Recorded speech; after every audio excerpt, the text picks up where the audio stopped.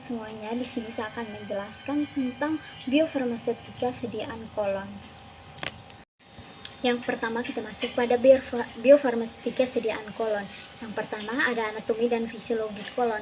Nah, pH kolon itu di lambung pH sangat asam yaitu 1-2, lalu meningkat di usus halus itu 6-5, 6,5-7, dan saat memasuki kolom pH itu seringkali turun sedikit kembali ke sekitar 6,4 karena fermentasi bakteri sebelum naik lagi ke area distal.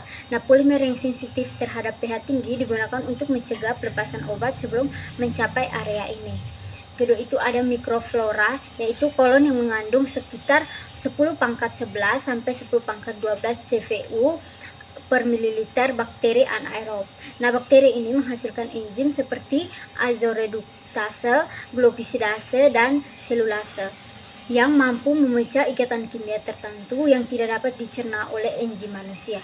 Nah, untuk waktu transitnya itu di usus halus relatif konstan, dan di kolon itu waktu transitnya itu jauh lebih lama dan bervariasi, bisa 10-48 jam, sehingga memberikan jendela waktu yang panjang untuk menyerap obat.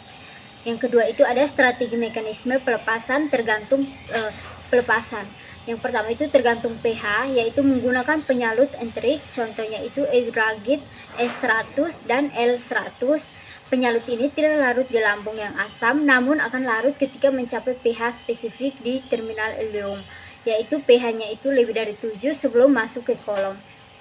Yang ketiga yaitu time dependent, yaitu sediaan yang dirancang dengan lapisan pelindung yang akan terkikis secara perlahan, dan pelepasannya itu diatur agar terjadi melewati fase transit usus halus sekitar 4-6 jam setelah dikonsumsi. Nah, yang berikut itu ada ketergantungan mikroba, yaitu strategi ini dianggap paling akurat, yaitu obat dikonjugasikan dengan pembawa, misalnya prodrug, ikatan azo, atau dizalut dengan polisakarida alami seperti pektin atau kitosan. Nah, ikatan ini hanya akan putus saat bertemu dengan enzim spesifik yang diproduksi oleh mikrobiota kolon. Yang berikut ada penargetan kolon atau kolon targeting. Yang pertama ada pH dependent. Nah, untuk mekanismenya itu coating polimer enterik larut saat pH kolon itu tercapai lebih dari 7, dan polimer utamanya itu eudragit S100 dan pH-nya itu lebih dari 7, dan eudragit L100 pH-nya itu lebih dari 6, dan HPMCP HP55 pH-nya itu lebih dari 5,5. Untuk kelemahannya itu pH kolon itu bervariasi dan bisa pecah prematur di usus halus. Yang kedua itu ada time dependent, yaitu untuk mekanismenya itu lag time 5-6 jam, melewati usus halus itu sekitar 3-4 jam ditambah dengan buffer. Untuk sistemnya itu OROS, CT atau push-pull osmotic, dan pull sincap atau tutup HPC, dan time clock atau beeswax. Untuk kelemahannya itu transit di GI sangat bervariasi tergantung penyakit, makanan, dan motilitas. Yang ketiga ada microbial dependent. Untuk mekanismenya itu enzim bakteri kolon itu memecah ikatan karir obat. Untuk ikatan karir obatnya itu seperti ikatan azo, polisakarida atau pektin dan inulin, kemudian kitosan dan guargum. Untuk kelebihannya itu spesifisitas tertinggi yang tidak tergantung pH atau waktu. Yang ketiga biofarmasetika blood-brain barrier atau BBB. Nah, BBB ini adalah reflektivitas yang melindungi otak dari zat berbahaya dalam darah, namun juga menjadi tantangan besar dalam terapi saraf. Yang pertama itu struktur dan penghambatnya itu, yang pertama ada tight junction. Nah, tight junction ini adalah sel endotel pada labirin otak yang tersusun sangat rapat tanpa fenestrasi atau celah sehingga membatasi transportasi paraseluler atau lewat selat sel. Yang kedua itu ada astrosit atau perisit, yaitu sel-sel pendukung ini membungkus dan memperkuat integritas penghalang.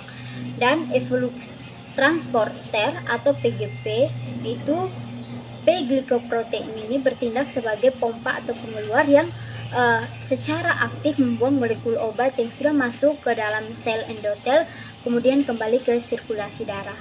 Yang kedua itu strategi penembusan BBB. Nah, yang pertama itu ada modifikasi lipofilisitas, yaitu obat yang dibuat lebih larut lemak, misalnya melalui pembentukan prodrug agar lebih mudah menembus membran lipid sel endotel secara difusi pasif.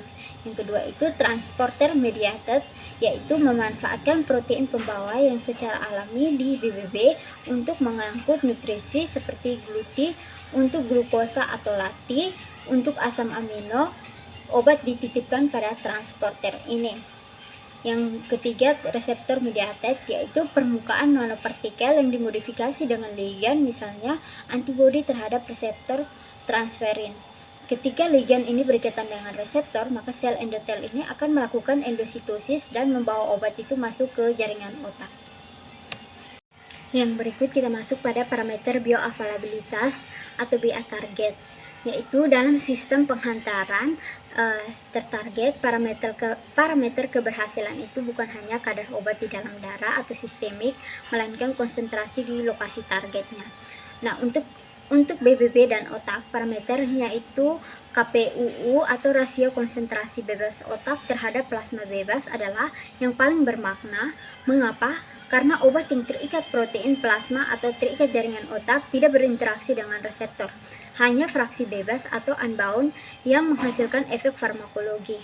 Nah, KPUU sama dengan 1, berarti kesetimbangan pasif sempurna dan obat itu bebas masuk dan keluar otak sesuai gradien. Jika KPUU-nya itu kurang dari 1, berarti ada mekanisme aktif atau PGP, BCRP yang terus mengeluarkan obat dari otak. Jika KPUU-nya itu lebih dari 1, berarti ada mekanisme influx aktif atau obat itu terikat kuat di jaringan otak. Nah, sedangkan untuk kolon itu, parameter paling relevan itu adalah kadar obat di mukosa kolon yang diukur dari biopsi dibanding kadar plasma untuk terapi lokal IBD, dan formulasi ideal itu menghasilkan kadar mukosa yang tinggi atau efek lokal optimal sekaligus kadar sistemiknya itu rendah, sehingga akan meminimalkan efek samping sistemik. Ini berbeda dengan bioavailabilitas konvensional yang justru menginginkan AUC sistemik itu setinggi mungkin. Yang terakhir, strategi formulasi dan evaluasi. Untuk kolon, prodrug itu dirancang agar ikatan antara obat dan karir itu stabil di GI atas atau tahan asam lambung dan enzim usus halus, lalu pecah secara spesifik di kolon oleh enzim bakteri. Dan tantangan evaluasi ini adalah mereproduksi kondisi kolon yang kompleks atau volume cairan sedikit, viskositasnya itu tinggi, kemudian flora bakterinya itu heterogen. Nah, model disolusi multitahap ini dengan penambahan enzim bakteri atau azoreduktase, glikosidase lebih relevan dari uji disolusi standar. Nah, sedangkan untuk BBB, produk lipofilik misalnya ester asam lemak dari obat polar yang memungkinkan obat itu menembus membran sel endotel secara pasif. Nah, parameter KPUU atau otak unbound atau plasma unbound adalah gold standar karena hanya fraksi bebas yang farmakologis aktif. Namun pengukurannya itu sulit dan memerlukan mikroradialis pada hewan atau model triple kultur atau endotel tambah astrosit tambah presit yang memberikan transepitelial atau electrical resistance yang paling mendekati kondisi in vivo. Nah, penggunaan produk ini berlaku untuk keduanya, yaitu di kolon sebagai karir azo atau polisakarida yang inert di GI atas, dan di BBB itu sebagai produk lipofilik yang aktif kembali setelah dihidrolisis di parenkim otak.